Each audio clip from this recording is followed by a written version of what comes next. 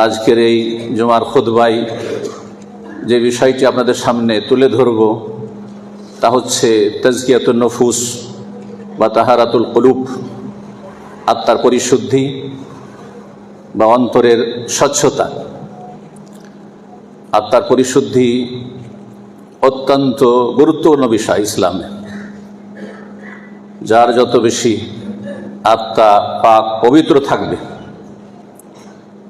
তার ঈমান, আকিদা, আমল, আখলাক তত সুন্দর, তত মজবুত হবে। আর যার যত বেশি দুর্বলতা থাকবে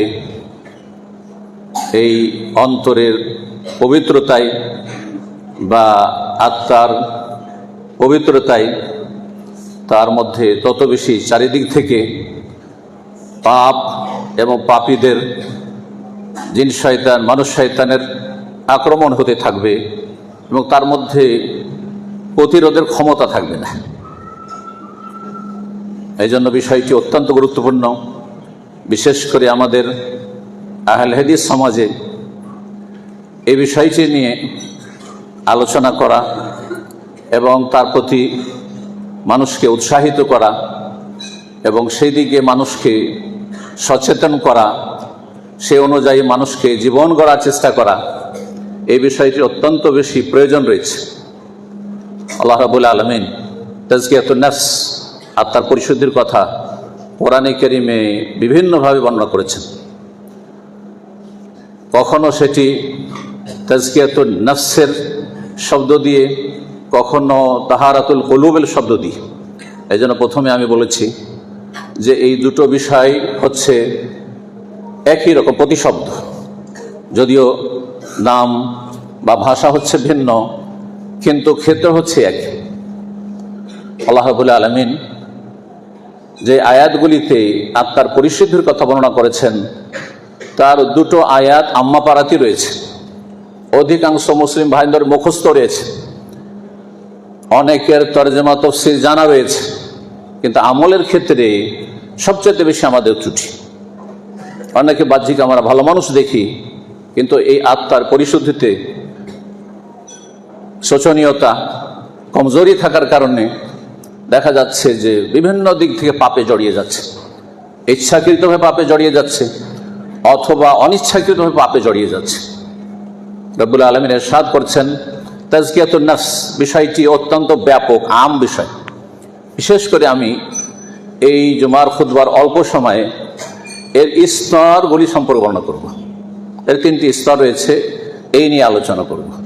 এর মাধ্যমে আমরা নিজেদের আত্মার পরিশুদ্ধির ময়দানটি সম্পর্কে অবগত হব এবং আমল করার চেষ্টা করব। রব্বুল আলামিন যেন আমাদেরকে তৌফিক দান করেন। আল্লাহ রাব্বুল আলামিন ইরশাদ করছেন কাদ আফলাহা মান যাক্কাহা। ওই ব্যক্তি সার্বিক দিক থেকে সফল।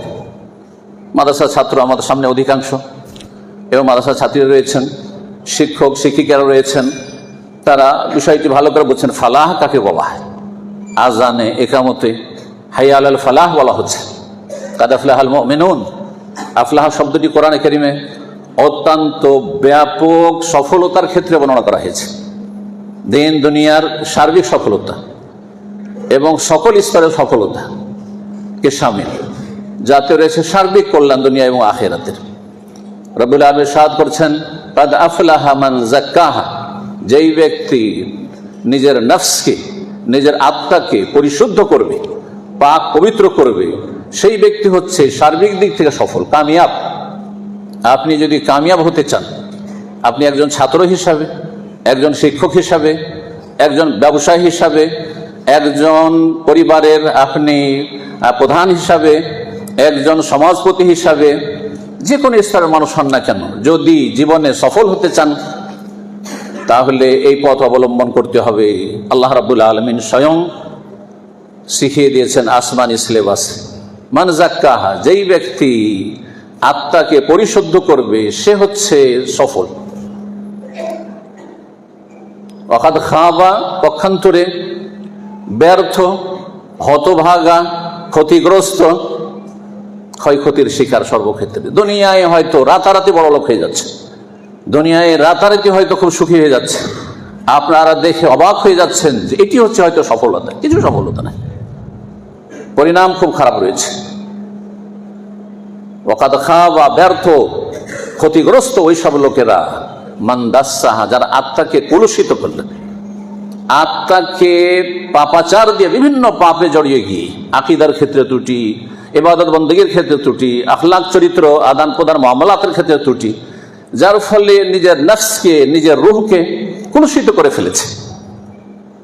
পাপের কুপ্রভাব রয়েছে, আপনাদের জানা রয়েছে। মানুষের জীবনে যত বেশি পাপ বাড়বে তত বেশি তার কুপ্রভাব রয়েছে দুনিয়ায় আখিরাতে। আর এই ছাত্র জীবনে ইলমের ময়দানে যারা শরঈ ইলম হাসিল করছেন অথবা দিচ্ছেন, সেই ক্ষেত্রে মনে রাখবেন রব্বুল আলামিন ওদেরকে, ওদের ইলমে কখনো বরকত দেবেন না যাদের ইলমে জীবনে আত্মা পরিশুদ্ধি নেই। ওয়াত্তাকুল্লাহ ওয়া ইউআল্লিমুকুমুল্লাহ। জি, ইন তাত্তাকুল্লাহ ইয়াজআল লাকুম ফুরকানা, যদি তোমার মধ্যে আল্লাহ ভীতি আসে, যদি তোমরা আল্লাহর ভয়ে পাপ থেকে, পাপাচার থেকে বাঁচার মতো মন মানসিকতা রাখো, তাহলে হক বাতিলের মাঝে পার্থক্যের আল্লাহ তৌফিক দান করবেন এবং তোমাদেরকে আল্লাহ উপকারী জ্ঞান দান করবেন। যেন শুধু ইলম চাইতে বলা হয়নি, আল্লাহ মিন আসআলুকা ইলমান নাফিআ। আত্মাকে পাক পবিত্র করলে ফলাফল দুনিয়া আখিরাতে সার্বিক দিক থেকে ভালো। যদি আপনি সেটাকে পাপ দিয়ে কলুষিত করেন, পাপের জীবন দিয়ে আপনি তাকে কালো করে ফেলেন, তাহলে আপনার পরিণাম খারাপ হয়েছে। রব্বুল আলামিন অন্য আয়াতে ইরশাদ করেছেন, কাদ আফলাহা মান তাযাক্কা, যারা আত্মাকে পরিশুদ্ধ করবে তারা হচ্ছে সফল। ওয়া যাকারা ইসমা রাব্বিহি, এবং আত্মার পরিশুদ্ধির কোর্স হচ্ছে যে রবের জিকির আজকারে মশগুল থাকবে। প্রথম ফরজ জিকির আজকার, তারপরে নওয়াফিল জিকির আজকার। আজকাল অনেকে নফল জিকির আজকার করছেন কিন্তু ফরজ জিকির থেকে গাফিল রয়েছেন। জিকির মানে স্মরণ রাখা, জিকির মানে আলোচনা করা, জিকির মানে জিকিরের ব্যাপক অর্থ রয়েছে। সুতরাং সকল অর্থগুলিকে সামনে রেখে আল্লাহকে সবসময় যদি কেউ অন্তরে স্মরণ রাখে, একা থাকুক আর জনসমাজে থাকুক, মানুষের সামনে থাক, কেউ দেখছে, কেউ শুনছে, অথবা নির্জনে রয়েছে, আল্লাহ ছাড়া কেউ তাকে দেখে না, কেউ জানে না, কেউ তার কথা শুনে না, সর্ব অবস্থায় একই অবস্থা থাকবে তার। এই নয় যে নির্জনে পাপে ডুবে যাচ্ছে। এই ফিতনার যুগে, স্মার্টফোন আর ইন্টারনেটের ফিতনার যুগে অধিকাংশ মানুষ নির্জনতার পাপে ডুবে যাচ্ছে, যার ফলে আত্মাকে কলুষিত করছে আর নিজের জীবন থেকে বরকতকে নষ্ট করে দিচ্ছে। সম্মানিত মুসলিমের মুসল্লিগণ, আল্লাহ রাব্বুল আলামিন যে আত্মার পরিশুদ্ধির কথা বলেছেন কোরআনে কারিমে, সেগুলো যদি এক একটি করে বর্ণনা করা হয় তাহলে সময় অনেক লেগে যাবে। আল্লাহ বলছেন, যালিকা আযকা লাকুম, কোনো বিশেষ আমলের ক্ষেত্রে এটি তোমাদের আত্মার পরিশুদ্ধির ক্ষেত্রে অধিক উপকারী হবে, এতে তোমাদের আত্মার পরিশুদ্ধি অনেক বেশি হবে। তাহলে এই বিষয়গুলি কোরআনে কারিমে যে রয়েছে, এই হেদায়াতগুলিকে আমাদেরকে পড়ে জেনে, যারা পড়ার ক্ষমতা রেখে পড়ে, যারা শোনার ক্ষমতা রেখে শোনে, তারপরে আমল করতে হবে। আল্লাহ রাব্বুল যেন আমাদের সকলকে তৌফিক দান করেন। আত্মার পরিশুদ্ধির ক্ষেত্রে উলামায়ে কেরামগণ বলেছেন যে তার তিনটি স্তর রয়েছে। সংক্ষেপে এই তিনটি স্তর বর্ণনা করি, যাতে করে এই স্তরগুলি আমাদের জীবনে আছে কিনা, আর কতটা আছে, আর কতটা ঘাটতি আছে, যেটা পূরণ করার জন্য আমাদেরকে সর্বাত্মক চেষ্টা করতে হবে। প্রথম স্তর বলেছেন উলামায়ে কেরামগণ, সালাফ থেকেই বিভিন্ন বর্ণনাগুলি রয়েছে যে আল্লাহর তৌহিদ, আল্লাহর মহাব্বত, আল্লাহর ভালোবাসা, আল্লাহর ইখলাস, এই বিষয়টি হচ্ছে প্রথম বিষয়। আল্লাহর তৌহিদ, এবং তৌহিদ একটা গুরুত্বপূর্ণ দিক হচ্ছে মাহাব্বাতুল্লাহ, আল্লাহর ভালোবাসা। যার অন্তরে যত বেশি তৌহিদ প্রতিষ্ঠিত হবে, যার যত বেশি জীবনে তৌহিদের বাস্তবায়ন হবে, মান হাক্কাকা তৌহিদ, আপনারা পড়েছেন এবং পড়াচ্ছেন কিতাবুত তৌহিদে, মান হাক্কাকা তৌহিদের যদি পুরোপুরি বাস্তবায়ন হয় তো দাখালা জান্নাতে বেগাইরে হিসাবিন ওয়ালা আযাব, না হিসাব হবে না আযাব হবে, জান্নাত যাওয়া সহজ হয়ে যাবে। তো তৌহিদের প্রতিষ্ঠা, তৌহিদের গুরুত্বপূর্ণ একটি দিক হচ্ছে আল্লাহর ভালোবাসা। ইবাদতের গুরুত্বপূর্ণ একটা দিক হচ্ছে মাহাব্বাতুল, আল্লাহর ভালোবাসা। আল্লাহর ভালোবাসা যার অন্তরে যত বেশি থাকবে, আল্লাহ রাসূল সাল্লাল্লাহু আলাইহি ওয়াসাল্লামের ভালোবাসা যার অন্তরে যত বেশি থাকবে, আল্লাহর দ্বীনের ভালোবাসা যার অন্তরে যত বেশি থাকবে, তার তত বেশি আত্মার পরিশুদ্ধি হবে। কেন? দুনিয়ার একটি উদাহরণ দিয়ে বুঝেন আপনি। যার যেই বিষয়ের সাথে যত বেশি ভালোবাসা আছে, সেই বিষয়টি হাসিল করার জন্য সর্বাত্মক মরিয়া হয়ে চেষ্টা করে। কেউ নারী ভালোবাসে, নারী আসক্তিতে, তো সেটা হাসিলের জন্য সে জীবনকে কোরবানি করে দেয়। কেউ পয়সাকে ভালো, পয়সার জন্য এমন ছোটা ছুটছে যে পয়সা ছাড়া কিছুই বুঝে না, নিজের ছেলে মেয়েরও খোঁজ রাখে না, স্ত্রীরও খোঁজ রাখে না, বাপ মায়েরও খোঁজ রাখে না, শুধু পয়সা আর পয়সা। কারণ তার অন্তরে পয়সার ভালোবাসা এত বদ্ধপরিকার হয়ে গেছে যে তার পিছনে মরিয়া হয়ে ছুটেছে। দুনিয়াদার যদি দুনিয়ার ভালোবাসার পিছনে এত ছুটতে পারে, তো একজন মুসলিম সে আল্লাহর ভালোবাসার পিছনে, রাসূল সাল্লাল্লাহু আলাইহি ওয়াসাল্লাম ভালোবাসার পিছনে, আল্লাহর দ্বীনের ভালোবাসার পিছনে কতটা তাকে ছুটতে হবে। আর যত বেশি ছুটবে তত বেশি তার জন্য মেহনত। তাকে বলতে হবে না যে আপনি মেহনত করেন, বলতে হবে না যে আপনি আমল করেন, বলতে হবে না যে ফজরে আসেন, বলতে হবে না যে দিন শিখেন, শিখান, দিনের দাওয়ার কাজ বলতে হবে না। কারণ আল্লাহর মহব্বত তার অন্তরে সবচেয়ে বেশি রয়েছে। এই মর্মে আয়াত এবং হাদিস জানা রয়েছে যে দুনিয়ার যে সব সামগ্রীগুলি রয়েছে, এসব সামগ্রী, সময়ের স্বল্পতা যে বলছি না সেই আয়াতটি, যদি এগুলি তোমাদের অন্তরে বেশি আহাব্বা ইলাইকুম মিনাল্লাহি ওয়া রাসূলিহি ফাতারাব্বাসু হাত্তা ইয়াতি আল্লাহু বিআমরিহি, দুনিয়ার এসব সুখের সামগ্রী যে তোমাদের কাছে ভালোবাসার পাত্র বেশি হয়ে যায় আল্লাহর চাইতে, আল্লাহ রাসূল সাল্লাল্লাহু আলাইহি ওয়াসাল্লামের চাইতে, তাহলে তোমরা আল্লাহর আযাবের অপেক্ষা করো, আল্লাহর আযাবের অপেক্ষা করো। আল্লাহ ধমক দিয়ে, শাসানি দিয়ে বলছেন। রাসূলুল্লাহ সাল্লাল্লাহু আলাইহি ওয়াসাল্লামের হাদিস আপনার জানা রয়েছে, লা ইউমিনু আহাদুকুম হাত্তা আকুনা আহাব্বা ইলাইহি মিন ওয়ালিদিহি ওয়া ওয়ালাদিহি ওয়ান নাসি আজমাইন। অতক্ষণ পর্যন্ত খাঁটি মুমিন হতে পারবে না যতক্ষণ পর্যন্ত প্রিয় রাসূল মুহাম্মদ সাল্লাল্লাহু আলাইহি সাল্লাম তোমার কাছে, আমার কাছে যতক্ষণ পর্যন্ত সবচেয়ে বেশি প্রিয় পাত্র না হয়ে যাবেন, মিন ওয়ালিদিহি পিতামাতার চাইতে, ওয়া ওয়ালাদিহি ছেলেমেয়ের চাইতে, ওয়ান নাস সমস্ত কিছুর চাইতে, সমস্ত মানুষের চাইতে, দুনিয়ার সমস্ত কিছুর চাইতে, সবার চাইতে বেশি ভালোবাসার পাত্র হয়ে যাবেন মুহাম্মদ রাসূলুল্লাহ সাল্লাল্লাহু আলাইহি ওয়াসাল্লাম। নবী সাল্লাল্লাহু আলাইহি ওয়াসাল্লামের হাদিস আর একটু স্মরণ করিয়ে দিন, আর সবগুলি সহিহ হাদিস। যাকা হালাওয়াতুল ঈমান, ঈমানের যে স্বাদ পাবে, ঈমানের স্বাদকে পাবে। আর এক ভাষায় সালাতুন মান কুন্না ফি ওয়াজাদা বিহিন্না হালাওয়াতুল ঈমান, তিনটি যদি বৈশিষ্ট্য কার মধ্যে থাকে, এই গুণগুলি যদি থাকে, তাহলে ঈমানের স্বাদ পাবেন, তাহলে সালাত আদায় করে স্বাদ পাবেন। যে যাতে যত বেশি স্বাদ পায় সেটা ছাড়তে চায় না। আজকাল নামাজ পড়ছেন আপনি তাখাল্লুসের জন্য, তাড়াতাড়ি কখন নামাজ শেষ হবে, কিন্তু নামাজ পড়া উচিত ছিল তাকাররুবের জন্য, যে এর মাধ্যমে কত বেশি আল্লাহর দিকে এগিয়ে যেতে পারি। কেন হচ্ছে না? এই জন্য যে ঈমানের স্বাদ পাচ্ছি না, শুধু নামাজ পড়ে স্বাদ পাচ্ছি না, রোজা রেখে কষ্ট পাচ্ছেন, স্বাদ পাচ্ছেন না আপনি, দান সাদকা করে মজা পাচ্ছেন না, আপনি স্বাদ পাচ্ছেন না, শান্তি পাচ্ছেন না, কষ্ট পাচ্ছেন যে টাকা পয়সা চলে গেল, কম হয়ে গেল, এইভাবে যে কোনো আমল করে স্বাদ পাচ্ছেন না আপনি, কিন্তু দুনিয়াদারিতে স্বাদ লাগছে। এই বৈশিষ্ট্যগুলি নেই, সেই জন্য তার মধ্যে একটি বৈশিষ্ট্য, আল্লাহু ওয়া রাসূলুহু আহাব্বা ইলাইহি মিম্মা সিওয়াহুমা, আল্লাহ এবং রাসূল সবচেয়ে বেশি প্রিয় হয়ে যাবেন, সবচেয়ে বেশি ভালোবাসার জিনিস হয়ে যাবে মিম্মা সিওয়া, পৃথিবীর সমস্ত কিছুর চাইতে। তো এই মাহাব্বাতুল্লাহ অত্যন্ত গুরুত্বপূর্ণ বিষয়। এটি হচ্ছে আত্মার পরিশুদ্ধির জন্য প্রথম পদক্ষেপ। দ্বিতীয় পদক্ষেপ হচ্ছে আল মুহাফাজা আলাল ফারাইজ ওয়াল ইকসার মিনান নওয়াফিল। ফরজ ওয়াজিব মুসলিম জীবনে যা রয়েছে, দৈনিক ফরজ রয়েছে, সাপ্তাহিক ফরজ রয়েছে, মাসিক ফরজ রয়েছে, বাৎসরিক ফরজ রয়েছে, বিভিন্ন ফরজ রয়েছে। ফরজ রয়েছে শারীরিক ইবাদতের ক্ষেত্রে, ফরজ রয়েছে আপনার অন্তরের আমলের ক্ষেত্রে, আমালুল কুলুবের ক্ষেত্রে, ফারাইজ ওয়াজিবাত রয়েছে আপনার বিভিন্ন ইবাদত বন্দেগীর ক্ষেত্রে সর্বস্তরে। নারীদের ক্ষেত্রে হিজাব ফরজ রয়েছে, পুরুষদের ক্ষেত্রে এবং নারীদের ক্ষেত্রে অধিকাংশ মাসাইল কাছাকাছি একই রকম রয়েছে, যেখানে ভিন্নতা রয়েছে, ভিন্ন বিষয় রয়েছে। তো সবগুলি যেগুলি ফরজ জিনিস সেগুলির হেফাজত করা যথাযথ। 5 টাইম নামাজে কোনো ঘাটতি হবে না, বা জামাত সালাতে কোনো রকমের গাফিলতি হবে না, তারপরে জুমার সালাতে আগে ভাগে আসতে কোনো রকম গাফিলতি হবে না।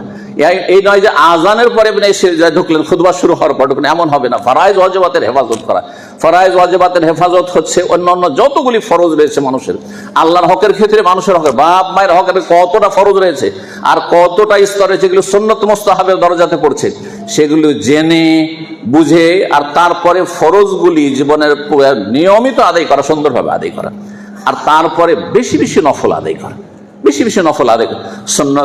নামাজের ক্ষেত্রে নফল রয়েছে, রোজার ক্ষেত্রে নফল রয়েছে, জাকাতের পরে দান সাদকার ক্ষেত্রে নফল রয়েছে, আর ইলম চর্চার ক্ষেত্রে নফল রয়েছে।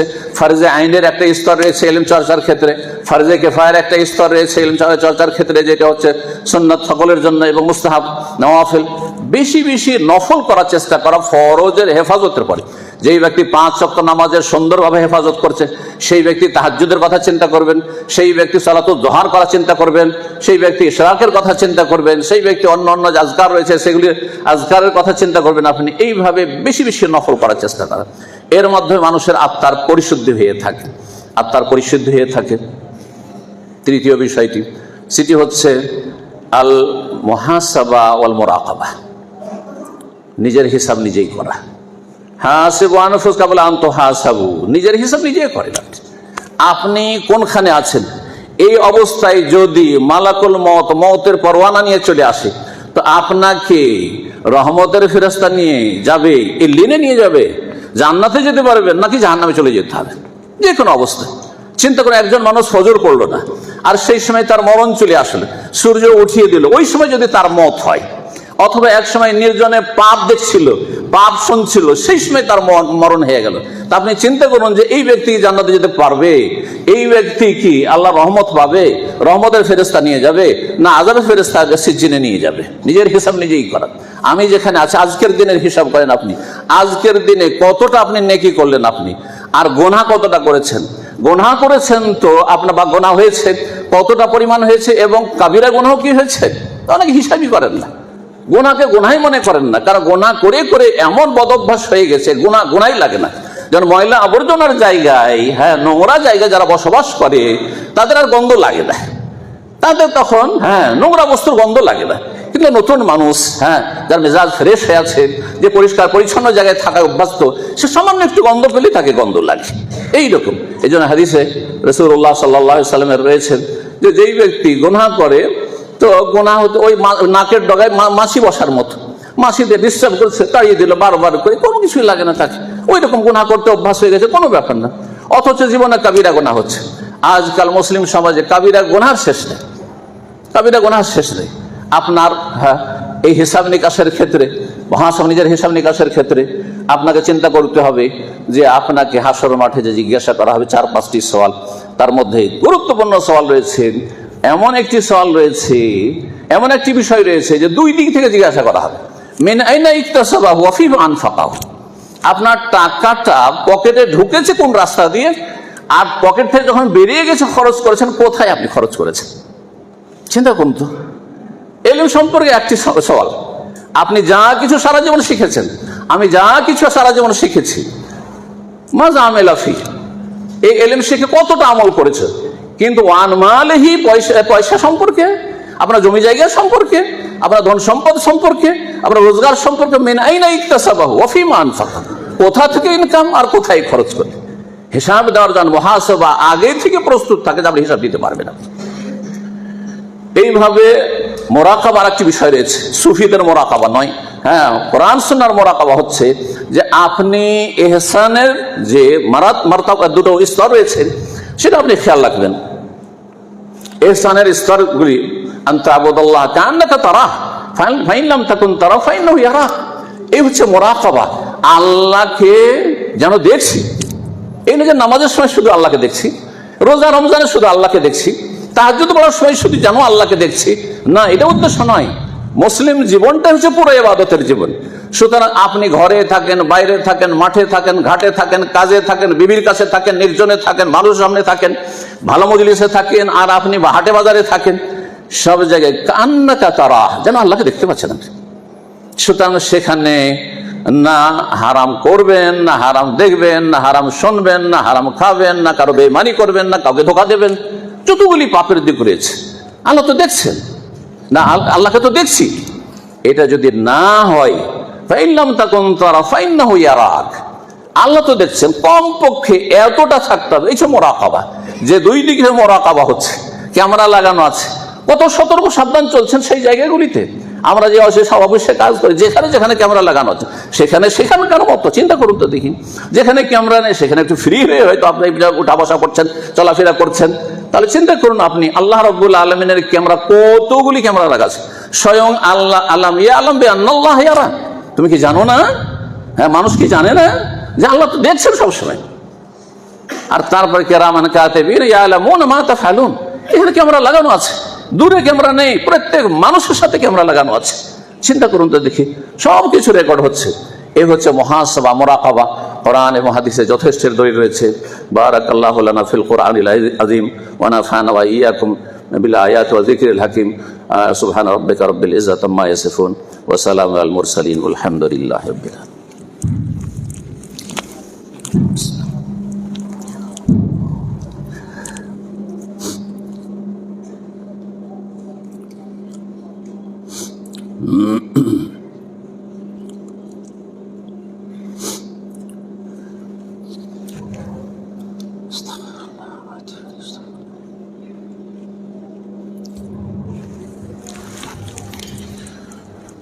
আলহামদুলিল্লাহি রাব্বিল আলামিন ওয়াসসালাতু ওয়াসসালামু আলা সাইয়্যিদিল মুরসালিন নবিয়িনা মুহাম্মদ ওয়া আলা আলিহি ওয়া সাহবিহি আজমাইন, আম্মা বাদ।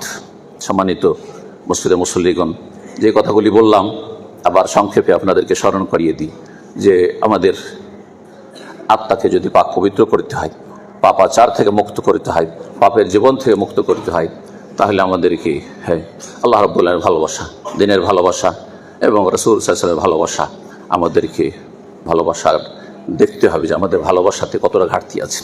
যে ঘাটতিগুলো আছে পূরণ করার চেষ্টা করতে হবে। দুনিয়ার ভালোবাসা কেন প্রাধান্য পেয়ে যাচ্ছে, দুনিয়ার আসক্তি কেন আমাদের জীবনে প্রাধান্য পেয়ে যাচ্ছে? আমাদের পাপের কারণে।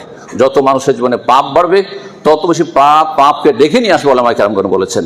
আর নেকি, এক নেকি আর এক নেকির দিকে ডেকে নিয়ে যাবে। সুতরাং আপনি যত বেশি নেক পথে চলবেন, যত ভালো হওয়ার চেষ্টা করবেন, ভালোর দিকে টেনে নিয়ে যাবে আর মন্দর দিকে টেনে নিয়ে যাবে। এই বিষয়টি যেন আমাদের সবসময় স্মরণ থাকে। আর দ্বিতীয় যে বিষয়টি বললাম সেটা ফরজ ওয়াজিবে যেন গাফিলতি না থাকে। এমনটা না হয় যে মাদ্রাসার পরিবেশে অনেক ছেলেরা আছেন, হয়তো তার গ্রামের পরিবেশ, তার বাড়ির পরিবেশ ভালো না, অনুকূলে নয়। সুতরাং এখানে মুসলিম পরিবেশে বা ইসলামিক পরিবেশে, মসজিদের মাদ্রাসার পরিবেশে বেশ ভালো মানুষ, কিন্তু মাদ্রাসা থেকে ছুটি হইলেই সেখানে গিয়ে তখন ওখানকার মতো হয়ে গেলেন। এখানে ত্রুটি রয়েছে আপনার এই আত্মার পরিশুদ্ধির ক্ষেত্রে, যে স্তরগুলি রয়েছে সেই ক্ষেত্রে, যে আপনাকে যেমন রব্বুল আলামিন দেখছেন এই মাদ্রাসার গণ্ডিতে, মাদ্রাসা চত্বরে, ঠিক তেমনি আপনাকে হাটে বাজারেও দেখছেন, মাদ্রাসার বাইরেও দেখছেন, শহর বাজারে ঘুরছেন তখনও আল্লাহ দেখছেন, এবং যখন বাড়িতে থাকেন তখনও আল্লাহ দেখছেন। এবং এই ক্ষেত্রে আমাদেরকে যে কাজগুলি করতে হবে সেটি বলছিলাম যে ফরজ ওয়াজিবে যেন কোনো ঘাটতি না থাকে, আর তারপরে সুন্নত নফলে যেন কোনো ঘাটতি না থাকে। আর একটি অত্যন্ত গুরুত্বপূর্ণ বিষয় যে যেমন ইতিবাচক ইবাদত বন্দেগীতে আমাদেরকে এগিয়ে যাবে, তেমনই নেতিবাচক অর্থাৎ গুনাহমুক্ত জীবনযাপনের চেষ্টা করতে হবে। আপনি যদি নীরবও থাকেন, চুপও থাকেন, সেটা আপনার জন্য অনেক ভালো কথা বলার চাইতে যেই কথাতে আপনার পাকড়াও হইতে পারে, মুআখাযা হইতে পারে, এমন একটি কথা বললেন যাতে আল্লাহ অসন্তুষ্ট হয়ে গেলেন, এমন একটি কাজ করে যাতে আল্লাহ অসন্তুষ্ট হয়ে গেলেন, তার চাইতে ভালো নীরব থাকা। যেই ব্যক্তি চুপ থাকছে অন্তত তার মুবাহ জায়েজ জীবন যাপন করছেন, আর সেটাও তার ইবাদত উত্তর। সুতরাং হয় ভালো কথা বলবো, মান কানা ইউমিনু বিল্লাহি ওয়াল ইয়াউমিল আখির ফালিয়াকুল খায়রান আও লিয়াসমুত, ভালো কথা বলেন আর না হলে চুপ থাকেন। অনেক সময় মজলিসে বসে আছেন, দু একজন গীবত করা শুরু করলো, একজন চুগলখড়ি করা শুরু করলো, আপনি বলেন হ্যাঁ হ্যাঁ হ্যাঁ ঠিকই আছে ঠিকই আছে, আপনি গুনাহতে সমান শরীক হয়ে গেলেন আপনি। অথচ আপনার জন্য ফরজ ছিল এই মজলিসে ইনকারে মুনকার করা, অর্থাৎ আপনি ভালো কথা দিয়ে তাকে গুনাহ থেকে বিরত রাখবেন, যে আপনি এই কাজটা করি, এটা করে লাভ নাই। ওর সামনে গিয়ে বলেন ভালোভাবে হিতাকাঙ্ক্ষী হয়ে, তাহলে তার ইসলাহ সংশোধন হবে। না করে অধিকাংশ মানুষ, এলেমওয়ালা মানুষরাও গীবত থেকে মুক্ত না। সালাফরা গৌরবের সাথে বলতে পারতেন যে আল্লাহর কাছে বলতে পারো যে মাগতাব তো আহাদান, আমি কারো গীবত করি না। এখনকার যুগে আমার মনে হয় কোন মুসলিম বলতে পারবে কিনা, নাসাউল্লাহ সালামাত ওয়াল আফিয়া, যে আমি কারো জীবনে গীবত দোষ চর্চা করি না, সংশোধনমূলক কাজ করি, ইসলাহি কাজ করি। সুতরাং আর এই গুনাহগুলিকে আলেম সমাজ অথবা মাদ্রাসার ছাত্র সমাজ গুনাহই মনে করেন না। গীবত করা, তাকে ছোট করলেন, তাকে মানহানি করলেন, তুচ্ছ তাচ্ছিল্য করলেন, তাকে নিয়ে ঠাট্টা মজাক করলেন, আপনি কিছুই মনে করছেন না এই বিষয়গুলি। অথচ আপনার কবিরা গুনাহ হয়ে যাচ্ছে, কবর আযাবের কারণ হয়ে যাচ্ছে, জাহান্নামে যাওয়ার কারণ হয়ে যাচ্ছে। আল্লাহ রাব্বুল সমস্ত যেন গুনাহ থেকে বেঁচে থাকার তৌফিক দান করেন। ইন্নাল্লাহা ইয়ামুরু বিল আদলি ওয়াল ইহসান ওয়া ইতা'i যিল কুরবা ওয়া ইয়ানহা আনিল ফাহশা'i ওয়াল মুনকার ওয়াল বাগই ইয়া'iযুকুম লাআল্লাকুম তাযাক্কারুন। ربنا آتنا في الدنيا حسنة وفي الآخرة حسنة وقنا عذاب النار.